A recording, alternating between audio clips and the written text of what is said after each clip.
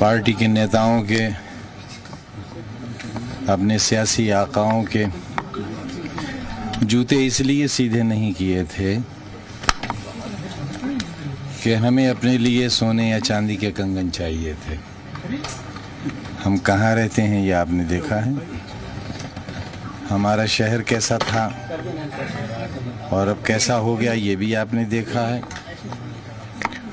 यहाँ की इमारतें अगर आप देखें, यहाँ का नगर पालिका देखें, गांधी समाधि देखें और चीज़ें देखें, आपको अंदाज़ा होगा कि हमने कैसा शहर बनाया।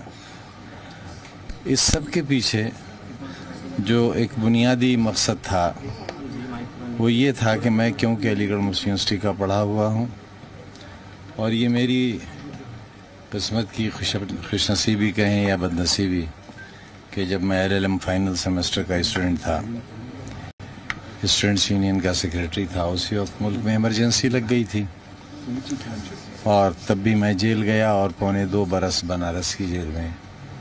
तो जब ज़िंदगी की शुरुआत हुई थी तब भी जेल में था, अब जब ज़िंदगी अपने आखिरी दौर में है तब भी जेल में था। सर, अपने से कुछ गिला, कुछ तो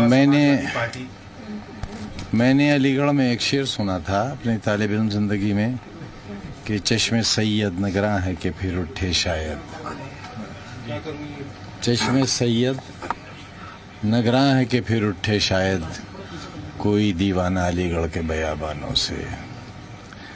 तभी मैंने अपने छात्र जीवन में ही ये तय किया था, मैं कोशिश करूंगा कि एक और AMU तैयार किया जा सके। बड़े भाई बहुत नाराज़ हैं, वो कह रहे हैं कि मुस्लिम जो हैं वो खफा हैं अखिलेश यादव से, बहुत ज़्यादा वो भी खफा थे।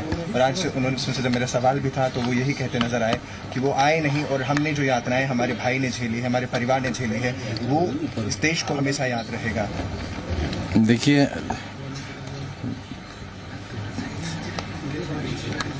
मेरी तबाहियों में मेरा अपना हाथ है। हम पर मुकदमे कायम कराने वाले लोगों में कौन लोग हैं? सबसे पहले 8 मुकदमे हम पर कायम हुए और उन्होंने ये कहा कि आज़म खान ने जबरन हमसे ज़मीनें छीन ली। उन 8 लोगों ने हम पर मुकदमे किए यहाँ सिविल कोर्ट में। उन 8 लोगों के पेमेंट चेक से किए गए थे और जो ज़मीनें 2000 रुपये बीघा की भी नहीं थी, उस वक्त हमने कम से कम 40,000 रुपया बीघा उसका दिया था। वो सारे लोग मुकदमे हार गए और हमसे लिए हुए पैसे से उनमें से बेशतर ने 2-2 हज किए। अगर 2 बीघा ज़मीन थी तो 8 बीघा ज़मीन खरीद ली। वो सारे लोग मुकदमे हार गए। उम्मीद वो ये करते थे कि हम उनके खिलाफ अब मुकदमा करेंगे, लेकिन हमने ऐसा नहीं किया। 1989 में किले में सबसे बड़ा बूथ सेंटर था। कांग्रेस की सरकार थी और यहाँ पर नवाबजादा जुल्फ़िकार अली खां साहब मेंबर पार्लियामेंट हुआ करते थे। उनके बड़े भाई मुर्सा अली खां उस वक्त जिंदा थे और उन्हें हिज़ाइनस का लक़ब भी मिला हुआ था। मैं, मेरी बीवी, मेरा बड़ा बच्चा बहुत छोटा सा था और छोटा बच्चा गोद में था, मेरी 3 बहनें वोट डालने गए थे और उस वक्त किले के एक दरवाजे से 4-5 जीपें दाखिल हुई फायरिंग करती हुई और उस वक्त के मेंबर पार्लियामेंट उनमें आगे थे और मेरे सीने पर इस तरह 7-8 तमंचे लगा दिए गए, जिनमें जर्मन पिस्टल भी थे। मैं हल्के जाड़े थे, प्रिंस सूट पहने हुआ था। सब ने गोलियां चलाईं, मेरे पैरों पर गिरे रिवॉल्वर्स, लेकिन कोई गोली नहीं चली।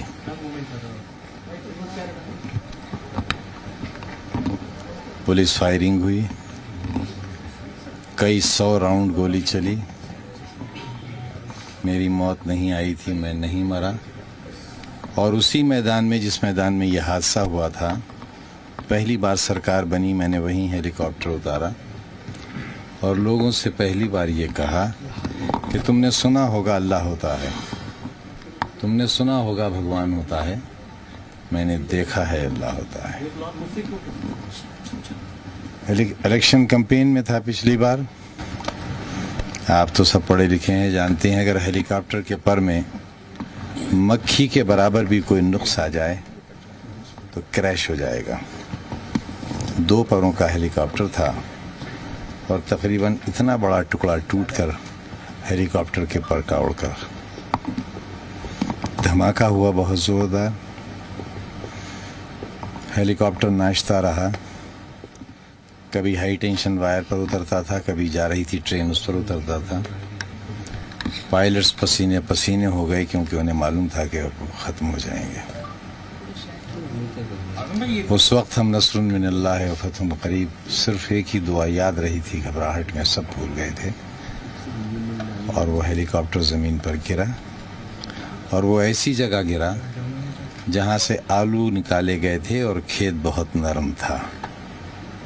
जब मैं उस वक्त नहीं मरा, जब मैं किले के मैदान में इतने मेरे सीने पर तमंचे चलाए गए तब नहीं मरा।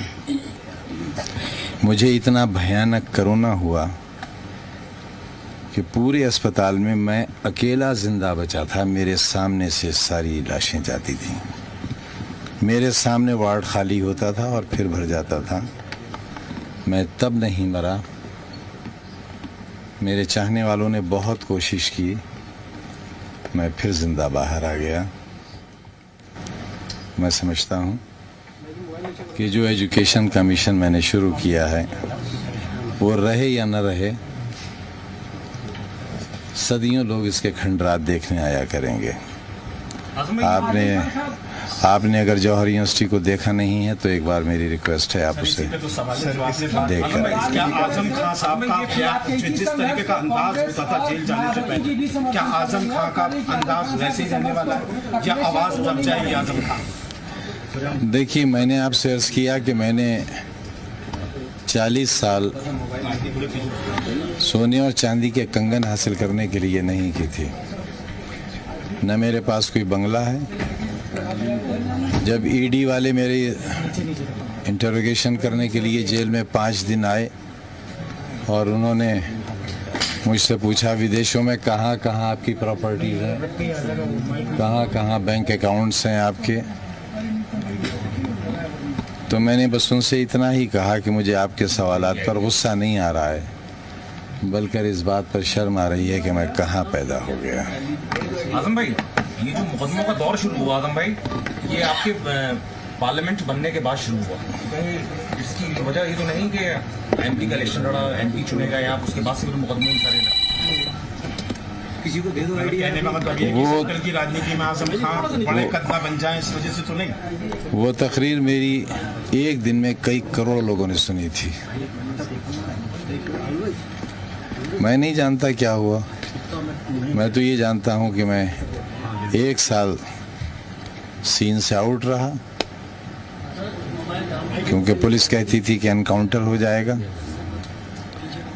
और 27-28 महीने में एक ऐसी कोठरी में रहा जिसमें उन लोगों को बंद किया जाता था जिन्हें 2 दिन बाद फांसी देना होती थी। बिल्कुल अकेला रहता था। जिंदा आ गया वापस। आपकी आंखें नम है, यातनाओं को आपने बहुत झेला है। नहीं, बिल्कुल नम नहीं है, खुश्क हो गई हैं आंखें। सर, सब लोग एक सवाल जानना चाहते हैं अखिलेश यादव और आपके बीच में, क्या अपनों ने भी खंजर घोंपा है क्या सर पीठ में आजम खान के? क्या अखिलेश की भूमिका जो होनी चाहिए थी, आप उससे ऐसा सीनियर लीडर ऑफ एसपी आप निश्चिंत नहीं? देखिए, लीडर तो हम कभी थे ही नहीं। लीडर तो हम कभी थे ही नहीं। अगर लीडर होते तो इतने बहुत से काम कर नहीं पाते। अगर लीडर होते तो यूनिवर्सिटी नहीं बना पाते, बच्चों के स्कूल नहीं बना पाते। और आपको ये मालूम होना चाहिए कि मौलाना मोहम्मद अली जौहर ट्रस्ट, जिसका मैं चेयरमैन हूँ, और यूनिवर्सिटी का जिसका मैं चांसलर हूँ, ये नॉन बेनिफिशियरी ऑर्गेनाइजेशन है। हम लोग इसमें देते हैं पैसा, ना तो सैलरी लेते हैं खाना और नाश्ता भी हमारा घर से जाता है, न हम न हमारा कोई सदस्य। हाँ, ये अलग बात कि जब दरोगा जी हमारा बयान लेने के लिए जेल में गए तो उन्होंने बहुत तारीफ करी कि आपने बड़ा अच्छा शहर बनाया है, यूनिवर्सिटी बड़ी अच्छी बनाई है, हमदर्दी जाहिर की और ये भी कहा कि आप जब रामपुर आएँ ज़मानत पर तो कोशिश करिएगा कि भूमिगत रहें। आप पर इतने मुकदमे हैं कि आपका इनकाउंटर भी हो सकता है। तो जब ये थ्रेटनिंग मुझे जेल में मिल सकती है, उसके बाद तो फिर कोई अपना कोई पराया रह ही नहीं जाता। अगला कदम क्या होगा सर? अगला कदम आपका और शिवपाल जी का क्या होगा? मायावती जी भी आपकी तारीफ कर रही हर दल, समाजवादी पार्टी के साथ साथ हर दल आपसे देखिए, मैंने बहरहाल हर दल आपसे मिलना अपनी सारी ज़िंदगी एक चीज़ साबित करने की कोशिश की कि मेरी इंटीग्रिटी डाउटफुल नहीं है। मैं ज़मीर बेचने वाला नहीं हूँ, न मैं मुल्क बेचने वाला हूँ, न मैं कौम बेचने वाला हूँ। ये मैंने इमरजेंसी के वक्त भी साबित कर दिया था और 40 साल तक शायद ही पूरे भारतवर्ष में कोई ऐसी मिसाल हो और शायद अभी तक नहीं है कि एक ही कॉन्स्टिट्यूंसी से कोई 11 बार जीता हो और एक बार जब वो जेल में हो तो इतने वोट मिले हों जितने उसे बाहर रहकर भी न मिले हों। अगर पार्लियामेंट के चुनाव में भी धांधली और पुलिस की दादागिरी और डीएम साहब की इनायतें न रही होती तो मैं तकरीबन 3.5 लाख वोट से जीतता।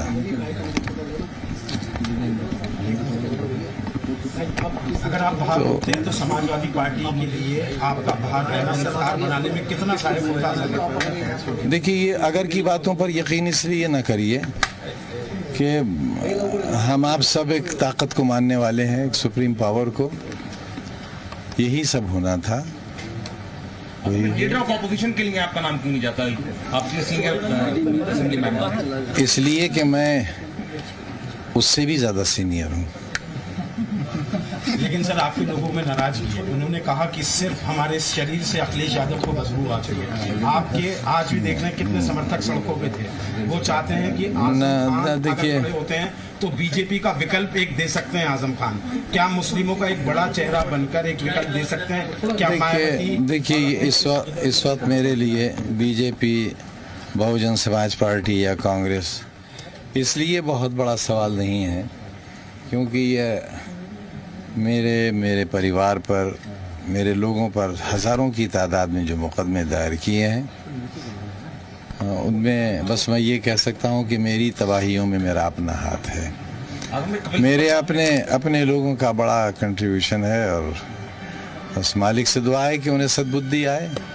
आप सब चीज कह रहे हैं, आपका अपना अंदाज बयान जो है वो बिल्कुल जुदा होता है, लेकिन सब लोग जानना चाहते हैं कि जो तकलीफ और जिस 27 महीने की पीड़ा से आप गुजरे हैं और जो एक पार्टी होती है, देखिए एक माँ बाप के तौर पर पार्टी होती है आजम भाई, उस पार्टी ने क्या आपको लगता है कि जिसके लिए आपने 40 वर्षों तक सड़क पर लेकिन सुना ये है कि महबूबा के कहने पर किसी ने अपनी माँ का दिल निकाल लिया था और वो दिल निकाल कर जब महबूबा की तरफ बढ़ गया तो ठोकर लगी और दिल के साथ गिर गया तो माँ के दिल से आवाज़ आई थी, बेटे तेरे चोट तो नहीं लगी? तो इतने सब कुछ होने पर भी माफ़ करने को तैयार नहीं, मैं खतावार मानता ही नहीं हूँ। मैं खतावार मानता ही नहीं हूँ तो मैं माफ़ किस चीज़ के लिए करूँ? मेरे लिए जिसने जितना किया उसका शुक्रिया, जिसने नहीं किया उसका भी शुक्रिया। किसने कितना किया आपसे बेहतर कौन जान सकता है? अखिलेश यादव जी का ट्वीट भी 6 घंटे बाद आता है और पूरे देश ने ट्वीट किए, खुशियां मनाई, लड्डू बांटे। शिवपाल यादव से आपने मुलाकात की लेकिन अखिलेश यादव के डेलीगेशन से मुलाकात नहीं हुई। मेरी तबीयत ठीक नहीं थी। आजम भाई, कपिल सिब्बल साहब ने आपकी वकालत की सुप्रीम कोर्ट में। सुप्रीम मेरे पास तकरीबन 3.5 साल से कोई मोबाइल नहीं है और मैं आपसे सच कहता हूँ, मैं मोबाइल चलाना भी भूल गया। आजम भाई, कपिल सिब्बल साहब ने आपकी वकालत की, और क्या अखिलेश इसमें यादव उनका और बात कांग्रेस पार्टी का शुक्रिया अदा करेंगे? मैं कपिल सिब्बल साहब का तो शुक्रिया बहुत छोटा शब्द है, बहुत छोटा शब्द है। मेरे पास वो अल्फाज नहीं है कि मैं उनके जो सलूक रहा है उसका शुक्रिया अदा कर सकूं, लेकिन हाँ, सुप्रीम कोर्ट के बारे में ज़रूर ही कहना चाहूँगा कि विधाता ने जो उन्हें ताकत दी और जो पावर्स डेलीगेट की, उन्होंने बहुत ही ईमानदारी के साथ उसका इस्तेमाल किया।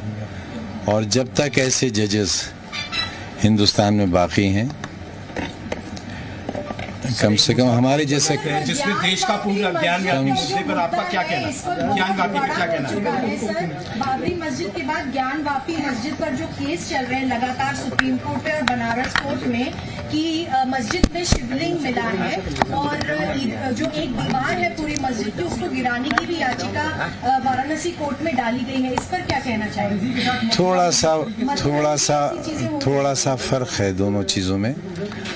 बाबरी मस्जिद मूवमेंट और बाबरी मस्जिद के केसेस बहुत लंबे अरसे तक चले,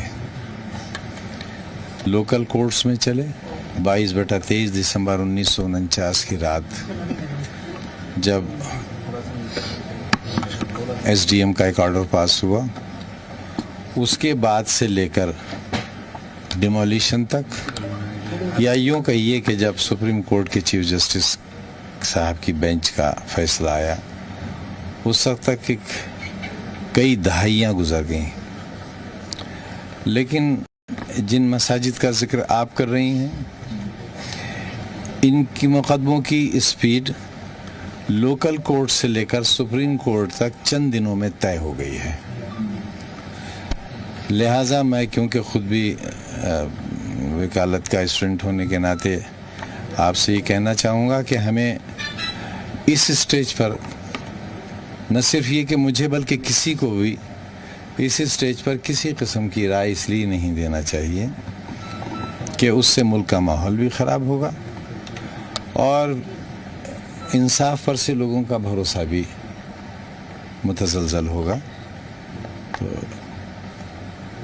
ये सवाल शायद अभी दुरुस्त नहीं है। आजम भाई, क्या आपको लगता है कि जौहर यूनिवर्सिटी बनाने की वजह से आप पर ये सब केस लगाए गए? हाँ, देखिए, मेरे ऊपर एक मुकदमा कायम हुआ था जब मैंने किसी के बारे में ये कहा था कि आपने अपने बच्चे और बच्चियों को कलेक्टर और एसपी की कुर्सी पर बैठा दिया, लेकिन मेरा बच्चा कहाँ है और उसका मुस्तकबिल क्या है ये मैं नहीं जानता। लिहाजा मैं ये कोशिश कर रहा हूँ कि अगर मेरा बच्चा, यानी कमज़ोरों का बच्चा, कलेक्टर और एसपी न बन सके तो डॉक्टर और इंजीनियर तो बन जाए, नर्स बन जाए, क्लर्क बन जाए, चपरासी बन जाए। लेकिन आज के हालात में मैं ये समझ रहा हूँ कि मुसलमानों को जो भी सज़ा मिल रही है उनके राइट ऑफ वोट की सज़ा मिल रही है।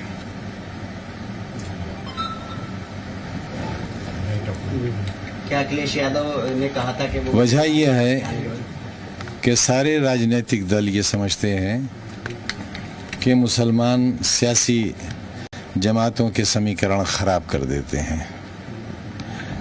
लिहाजा मैं, क्योंकि पर्सनल लॉ बोर्ड ने भी इस इशू को लिया है जिसके बारे में मोहतरमा जिक्र कर रही थी और आप, और बहुत से मामलात पर पर्सनल लॉ बोर्ड है, हमारे दीगर उलमा हैं, हमारे कई सेंटर्स हैं, जैसे बरेली का मरकज़ है, मुबारकपुर में है, देवबंद में है, नदवा है।